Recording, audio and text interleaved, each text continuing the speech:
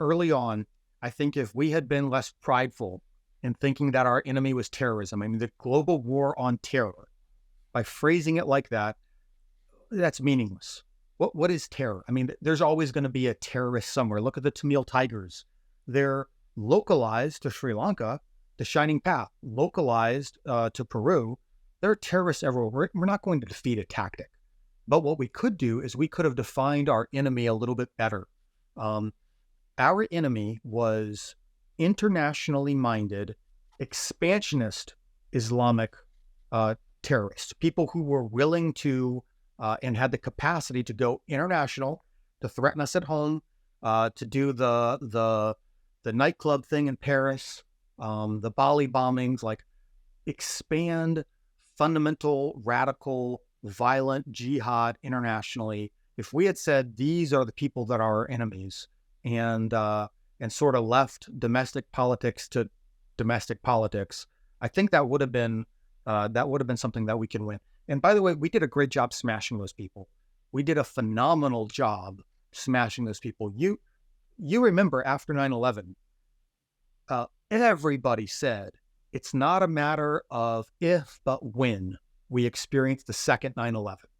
And while we did have domestic terrorist attacks, they were kind of lone wolf things, the nightclub shooting, the underwear bomber, the thing in Boston, the guy down at Fort Hood who was inspired by a cleric in Yemen.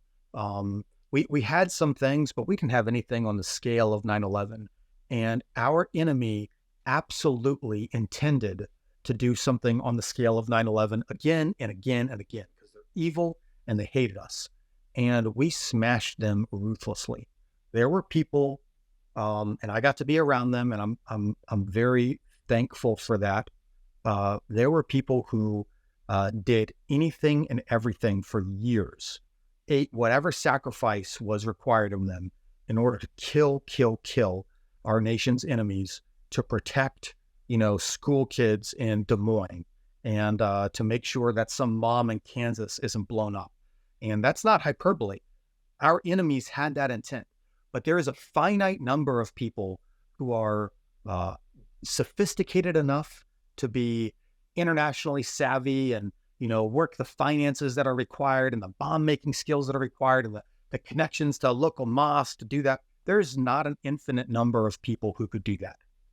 There is a very small number of people who could do that. And great people at the agency found them, worked their contacts, built a target deck, and then just ruthlessly worked through that target deck, no matter where it was, with the right authorities. And I'm super happy that I could be around some of those people and be part of some of those things. And that was a win in the global war on terror. Unfortunately, it turns out that there's a near infinite number of people who grew up in Najaf and, are able to wield an AK and sit on the corner of, first Najaf and second Najaf Street. You know what I'm saying? And so if we had maybe scaled down the scope of our adversaries to something more measured, I think we could have been more successful than we were. What do you think? What do you think about that? I think that's a great way to put it. If you also look other places in the world, some of the places you might have been or might not have been, it's almost using you're using precision to remove those people who have the capabilities or have the mindsets or the desires to attack Americans, Europeans abroad, outside of their neighborhood, right? It's not just the person who's sitting on the street corner that is an insurgent that doesn't like its government, and then we happen to be there, right or wrong, but using the surgical precision of finding the real people who are engaged in international terrorism or international who want to go forth and conquer any or kill any infidel by any means possible and reign terror. You use a surgical approach, and again, you're going to use the authorities that are approved, et cetera, but it's going to expand past the boundaries of just one country. But you can't go in there with a sledgehammer every single time, and you're rolling in with the 101st, and the 82nd Airborne, and doing these, and here's 100,000 MRAPs going down the street.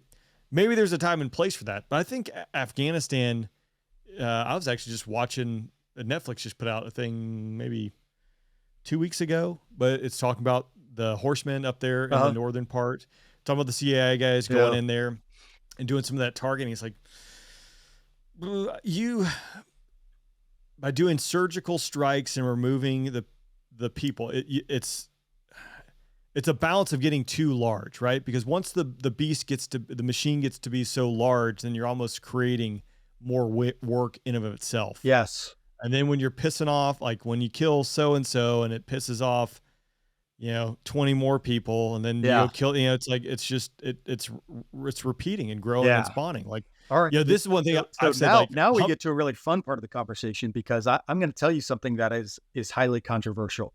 Okay, but I've done a bunch of stuff, and here's my conclusion. People can take it right, wrong, and different, but here's what I think. I agree with you. Surgical, precise mechanisms of killing the right people, that's the way to get after it. But why did we fail? Because we did fail. I think we failed because we were so ate up with our precision capacity that we didn't understand that sometimes you do need a sledgehammer. And so the ability for us to balance between those two, I think there was no political will to do it. So I believe that we could have come to a better solution for our country if we killed more people. And I heard, man, there was just this endless stream of general officers that I would talk to, and they'd say, well, if you kill the wrong guy, it creates 50 terrorists, and we can't kill our way out of this problem because, every time you kill somebody, you create 10 more. False. You can kill your way out of any problem. It's not pretty. It's called attrition, but it works. That's how we beat the Native Americans. That's how we beat the pirates in the Caribbean in the 1800s. Like, there is a way to just violence to solve your problem. It is not the clean, eloquent solution, but it is a solution. The most dangerous, most stupidest thing that you can do is to start with violence and then say, oh, I don't want to go all the way. I'm going to take my hand off. Because then they say to themselves, well, we can put up with that. And to the Taliban's credit, they took everything we threw at them, and we threw a lot of stuff at them. You asked me what I was doing 14 August. We threw everything we could at them. As they got more aggressive, the length of our leash lengthened. The length of our leash increased. Yeah. That's probably a smarter way to say it. We attacked more as we saw the thing falling. And so I spent the week prior to the fall of Kabul engaged in an epic slay fest as we tried anything to stop the fall of Kabul. So I tend to think personally that we just should have killed more people if we wanted to buy the time and space. And that's a deeper conversation about, violence, and are we good at violence, or do we misunderstand violence? That's a whole different conversation. I do think our policymakers don't understand violence. I listened to the 4-star in charge of Afghanistan tell us that it was a rheostat, that after the peace accords had been signed, when the Taliban violated the peace accords by attacking these outposts, there was just this rheostat that he would use, and he would turn up the violence or turn it back. By violence, he meant us. Turn up or turn back our ability to get after the enemy in a time when fighters and some other people maybe didn't have the same authorities they had in 2002. And you know what? It just doesn't work. It just doesn't work, because it's a very academic conversation to talk about violence when you're, in Doha sitting at a table and you say, well, if you do this, we're going to have to be a little more harsh. Well, a little more harsh means that I chop your legs off and you can't limp to medical aid, and nobody comes to get you, and I come back the next day and wild animals are eating you. That's what a little more harsh means. And so for that person which is real, by the way, that happened. And so for that person who is experiencing, violence, it's not a rheostat. It's an on or off switch. And so when you use violence, you have to be very mindful of what it's like to experience violence, which is, oh my gosh, there's a chance that violence might be used against me. It's game time. It's everything. I'm going all the way. Why would Why would I not use every tool at my disposal? Because what could happen to me is this thing, So I think that we don't understand violence at a senior policy level very well. And it resulted in us making a series of foolish decisions. Whereas the line Taliban commander was completely synced with the senior Taliban commander, who was the recipient of the high value individual HVT targeting campaign, right? They were both completely synced. The guy who was storming the Afghan FOB, the regular foot soldier, was 100% synced in his mentality of, I got to go all the way, with the senior guy sitting at the council in Pakistan, because they were both equally targets. And so, and that the same was not true for us. So I think that we're just bad at violence. I mean, we got people who can wield it well. I was lucky to be around a lot of those people. There was no upper limit to the amount of violence that I would visit on our enemies for the objectives of our country. I am completely willing to go all the way for years at a time. And I did. And I'd still do it. But our people making the strategic decisions of how to use me were not, they just didn't have that same mentality. And the Taliban did have that mentality. From the senior level to the ground commander, they had that mentality of, we got to go all the way. This is life or death for us. What do you think, dude?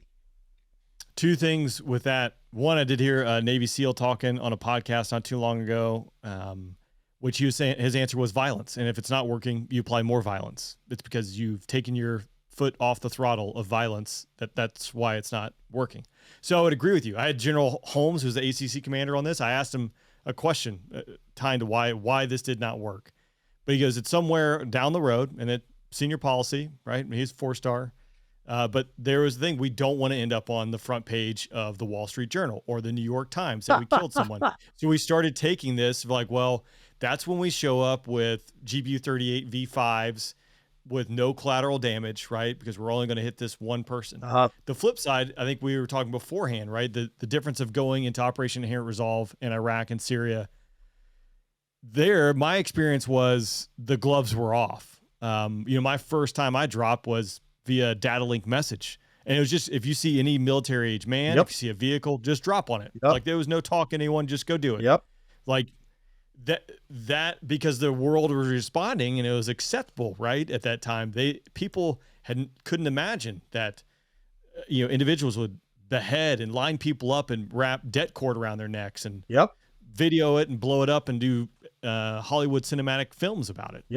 So the appetite that they must be eradicated from the earth by any means necessary, but that wanes, in the public eye, and then policymakers tend to accept that. But I would agree. If you want to solve violent, people respond to violence. That's the language. And saying the on-off switch, if you're the person on the receiving end, it's not a rheostat. It's not like, well, maybe just a little bit of this. Like it's life or death. Yeah. When it comes down to you know what, brother? And that's where I do blame our generals. And I'm not here to throw spears at people unwarrantedly, but I do blame them for that.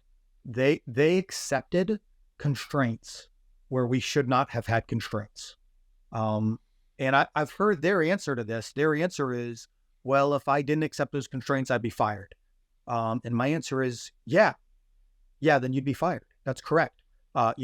We don't need our general officers to, fly overhead an objective and put a laser on it. We don't need our general officers to be a spotter on the ground in Kunar province for a sniper team. We don't need them to line up in a stack and throw a flashbang in or rush in and cover the northeast corner while somebody else takes the south. We don't need that kind of tactical risk-taking on the part of our generals. What we do need on the part of our military leadership is a moral risk-taking. We need them to say, I can't accept this because this thing you're putting on me, politicians, it is ultimately putting more risk on our forces and threatening our objective. And so I can't accept it. And if you want to fire me for that, then that's okay. Fire me for that. But they wouldn't do it. It's socially awkward. Their peers would look down on them. Somebody else would replace them right away. Guess what? We're all replaceable. We're all replaceable. But they just wouldn't do it. Not a single general ever said, I can't in good conscience continue this. Instead, all of them said, victory is right around the corner, guys. Just give me another billion, and shame on them. Shame on them. So yeah, I when I look back on that time and on everything that I did and on what I saw people sacrifice, I am proud of the people I got to be around, but I am left with a lingering sense of anger because the failure was not inevitable. The failure was a result of people who were too afraid to take risk. While people overhead the objective or on the objective were taking extreme tactical risk, the people leading them were not taking personal risk. It was embarrassing. I don't want to be the guy who, gets fired after 2 months in command. I don't want to do that. Right. And so we just had a bunch of yes men our way to failure.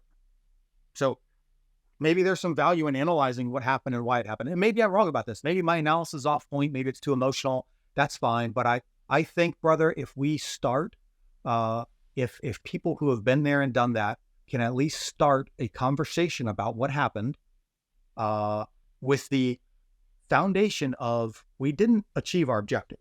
We said we were going to do one thing. That thing didn't happen successfully. Why? Maybe that's an honest, fair way to start the conversation. There's a bunch of different answers. I've got an opinion, but my opinion might be wrong.